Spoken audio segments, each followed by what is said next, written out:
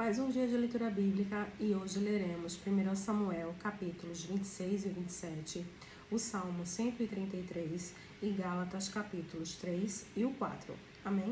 Antes de iniciar, faz uma oração, fala com o Senhor, pede discernimento e compreensão da palavra. Amém? Vamos lá? E vieram os gifeus a Saul, a Gibeá, dizendo: Não está Davi escondido no outeiro de Aquilá, defronte de Gesimon? Então Saul se levantou e desceu ao deserto de Zife, e com ele 3.000 homens escolhidos de Israel, a buscar a Davi no deserto de Zife. E acampou-se Saul no outeiro de Aquilá, que está defronte de Gesimon, junto ao caminho. Porém Davi ficou no deserto, e viu que Saul vinha seguindo no deserto, pois Davi enviou espias, e soube com certeza que Saul tinha vindo.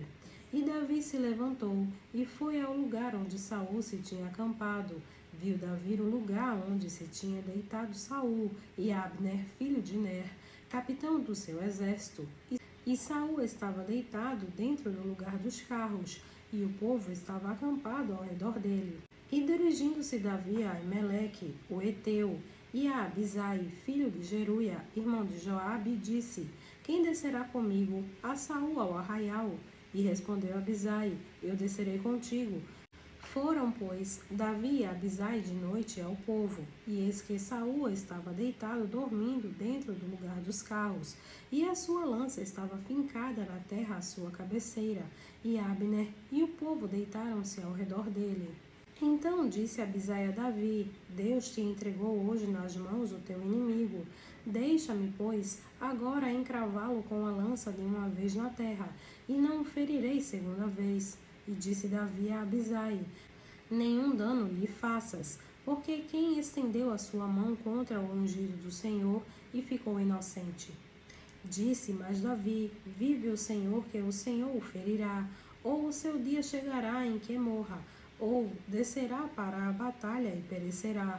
O Senhor me guarde, de que eu estenda a mão contra o ungido do Senhor.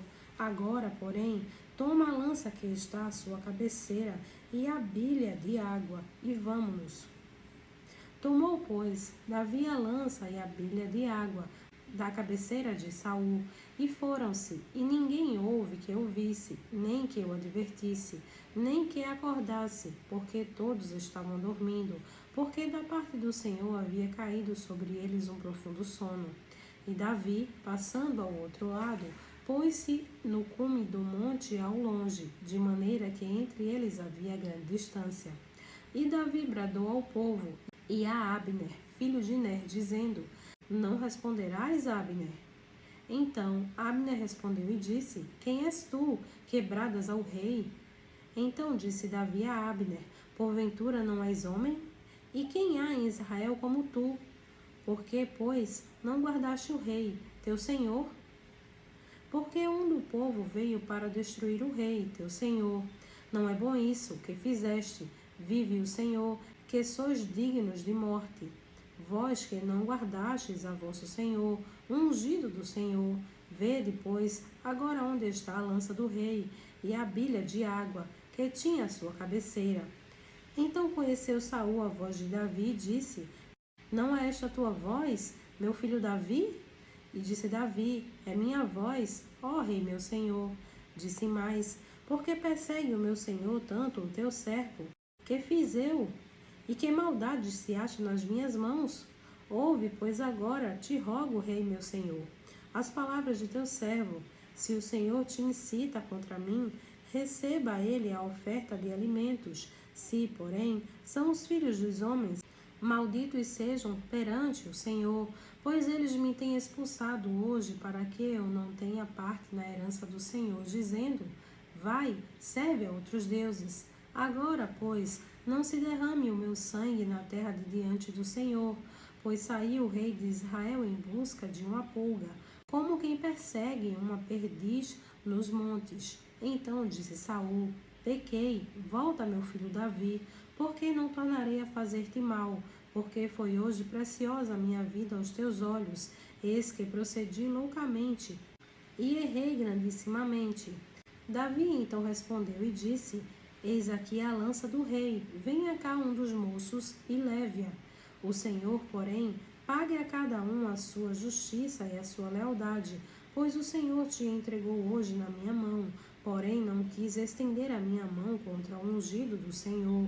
E eis que, assim como foi a tua vida hoje de tanta estima aos meus olhos, assim seja a minha vida de muita estima aos olhos do Senhor, e ele me livre de toda a tribulação.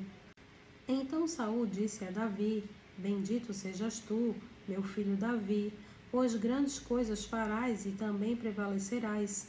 Então Davi se foi pelo seu caminho e Saul voltou para o seu lugar. 1 Samuel, capítulo 27. Disse, porém, Davi no seu coração: Ora, algum dia ainda perecerei pela mão de Saul. Não há coisa melhor para mim do que escapar apressadamente para a terra dos filisteus, para que Saul perca a esperança de mim e cesse de me buscar todos os termos de Israel. E assim escaparei da sua mão. Então Davi se levantou e passou com os 600 homens que com ele estavam, a Ax, filho de Maoque, rei de Gate. E Davi ficou com Ax em Gate, ele e os seus homens, cada um com a sua casa, Davi com ambas as suas mulheres, Ainoã, a Jezreelita, e Abigail, a mulher de Nabal, o carmelita. E sendo Saul avisado que Davi tinha fugido para Gate, não cuidou mais de buscá-lo. E disse Davi a Ax: Se eu tenho achado graça em teus olhos, dá-me lugar numa das cidades da terra, para que ali habite. Pois por que razão habitaria o teu servo contigo na cidade real? Então lhe deu Ax, naquele dia, a cidade de Ziclag. Por isso Ziclag pertence aos reis de Judá até o dia de hoje. E foi o número dos dias que Davi habitou na terra dos filisteus, 1 ano e 4 meses. E subia Davi com os seus homens, e davam sobre os Gesuritas, e os Gersitas, e os Amalequitas, porque antigamente foram estes os moradores da terra que se estende na direção de Sur, até a terra do Egito. E Davi feria aquela terra, e não dava vida nem a homem nem a mulher, e tomava ovelhas, e vacas, e jumentos, e camelos, e vestes, e voltava, e vinha a Ax. E dizendo Ax: Onde atacastes hoje? Davi dizia: Sobre o sul de Judá, e sobre o sul dos Jerameelitas, e sobre o sul dos queneus. E Davi não deixava com vida nem a homem nem a mulher, para trazê-los a Gate, dizendo: Para que porventura não nos denunciem, dizendo. Assim Davi o fazia. E este era o seu costume por todos os dias que habitou na terra dos filisteus. E Ax confiava em Davi, dizendo: Fez-se ele por certo aborrecível para com o seu povo em Israel, por isso me será por servo para sempre. Salmo 133. Ó, quão bom e quão suave é que os irmãos vivam em união. É como óleo precioso sobre a cabeça, que desce sobre a barba de Arão, e que desce a orla das suas vestes. Como o orvalho de Hermon, e como o que desce sobre os montes de Sião. Porque ali o Senhor ordena a bênção e a vida para sempre. Gálatas, capítulo 3. Ó insensatos Gálatas, quem vos fascinou para não obedecerdes à verdade, a vós, perante os olhos de quem Jesus Cristo foi evidenciado, crucificado entre vós? Só quisera saber tudo isto de vós: recebeste o Espírito pelas obras da lei ou pela pregação da fé? Sois vós tão insensatos que, tendo começado pelo Espírito, acabeis agora pela carne? Será em vão que tenhais padecido tanto? Se é que isso também foi em vão. Aquele, pois, que vos dá o Espírito e que opera maravilhas entre vós, o faz pelas obras da lei ou pela pregação da fé? Assim como Abraão creu em Deus, e isso lhe foi imputado como justiça, sabei, pois, que os que são da fé são filhos de Abraão. Ora, tendo a Escritura previsto que Deus havia de justificar pela fé os gentios, anunciou primeiro o Evangelho a Abraão, dizendo: Todas as nações serão benditas em ti.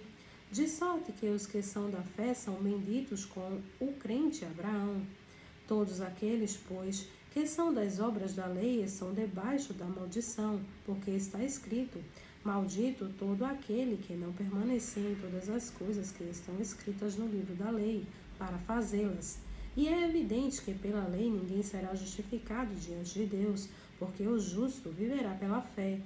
Ora, a lei não é da fé, mas o homem que fizer estas coisas, por elas viverá. Cristo nos resgatou da maldição da lei, fazendo-se maldição por nós, porque está escrito: maldito todo aquele que for pendurado no madeiro. Para que a bênção de Abraão chegasse aos gentios por Jesus Cristo, e para que pela fé nós recebamos a promessa do Espírito. Irmãos, como um homem falo, se a aliança de um homem for confirmada, ninguém a anula nem a acrescenta. Ora, as promessas foram feitas a Abraão e a sua descendência. Não diz, e as descendências, como falando de muitas, mas como de uma só, e a tua descendência, que é Cristo. Mas digo isto, que, tendo sido a aliança anteriormente confirmada por Deus em Cristo, a lei, que veio 430 anos depois, não a invalida, de forma a abolir a promessa. Porque, se a herança provém da lei, já não provém da promessa, mas Deus, pela promessa, a deu gratuitamente a Abraão. Logo, para que a lei foi ordenada por causa das transgressões, até que viesse a posteridade a quem a promessa tinha sido feita, e foi posta pelos anjos na mão de um mediador. Ora, o mediador não é de um, mas só, mas Deus é um. Ora, o mediador não é de um só, mas Deus é um. Logo, a lei é contra as promessas de Deus? De nenhuma sorte. Porque, se fosse dada uma lei que pudesse vivificar a justiça, na verdade, teria sido pela lei. Mas a Escritura encerrou tudo debaixo do pecado, para que a promessa pela fé em Jesus Cristo fosse dada aos crentes. Mas, antes que a fé viessem, estávamos guardados debaixo da lei e encerrados para aquela fé que se havia de manifestar, de maneira que a lei nos serviu de tutor para nos conduzir a Cristo, para que pela fé fôssemos justificados. Mas, depois que veio a fé, já não estamos debaixo do tutor, porque todos sois filhos de Deus pela fé em Cristo Jesus. Porque todos quanto fostes batizados em Cristo, já vos revestistes de Cristo. Nisto não há judeu nem grego, não há servo nem livre, não há macho nem fêmea, porque todos vós sois um em Cristo Jesus. E, se sois de Cristo, então sois descendência de Abraão e herdeiros conforme a promessa. Gálatas, capítulo 4.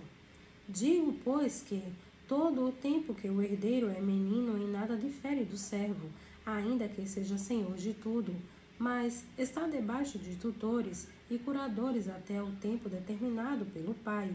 Assim também nós, quando éramos meninos, estávamos reduzidos à servidão debaixo dos primeiros rudimentos do mundo. Mas, vindo a plenitude dos tempos, Deus enviou seu Filho, nascido de mulher, nascido sob a lei, para remir os que estavam debaixo da lei, a fim de recebermos a adoção de filhos. E, porque sois filhos, Deus enviou aos vossos corações o Espírito de seu Filho, que clama: Abba, Pai. Assim que já não és mais servo, mas filho, e, se és filho, és também herdeiro de Deus por Cristo. Mas, quando não conhecieis a Deus, servíeis os que, por natureza, não são deuses. Mas agora, conhecendo a Deus, ou, antes, sendo conhecidos por Deus, como tornais outra vez a esses rudimentos fracos e pobres, aos quais de novo quereis servir? Guardais dias, e meses, e tempos, e anos. Receio de vós, que não haja trabalhado em vão para convosco. Irmãos, rogo-vos que sejais como eu, porque também eu sou como vós, nenhum mal me fizestes. E vós sabeis que primeiro vos anunciei o Evangelho estando em enfermidade na carne. E não rejeitastes, nem desprezastes isso que era uma tentação na minha carne. Antes, me recebestes como um anjo de Deus, como Jesus Cristo mesmo. Qual é, logo, a vossa bem-aventurança? Porque vos dou testemunho de que, se possível fora, arrancaríeis os vossos olhos e mos daríeis. Fiz-me acaso o vosso inimigo, dizendo a verdade? Eles têm zelo por vós, não como convém, mas querem excluir-vos, para que vós tenhais zelo por eles. É bom ser zeloso, mas sempre do bem, e não somente quando estou presente convosco, meus filhinhos, por quem de novo sinto as dores de parto, até que Cristo seja formado em vós. Eu bem quisera agora estar presente convosco e mudar a minha voz, porque estou perplexo a vosso respeito. Dizei-me, os que quereis estar debaixo da lei, não ouvis vós a lei? Porque está escrito que Abraão teve 2 filhos, um da escrava e outro da livre. Todavia o que era da escrava nasceu segundo a carne, mas o que era da livre, por promessa. O que se estende por alegoria, porque estas são as 2 alianças, uma do Monte Sinai, gerando filhos para a servidão, que é Agar. Ora, esta Agar é Sinai, um monte da Arábia, que corresponde a Jerusalém que agora existe, pois é escrava com seus filhos. Mas a Jerusalém que é de cima é livre, a qual é mãe de todos nós, porque está escrito: Alegra-te, estéril, que não dás à luz, esforça-te e clama, tu que não estás de parto, porque os filhos da solitária são mais do que os da que tem marido. Mas nós, irmãos, somos filhos da promessa como Isaque. Mas como então aquele que era gerado segundo a carne perseguia o que era segundo o Espírito, assim é também agora.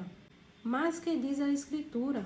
Lança fora a escrava e seu filho, porque de modo algum o filho da escrava herdará com o filho da livre. De maneira que, irmãos, somos filhos, não da escrava, mas da livre. Amém.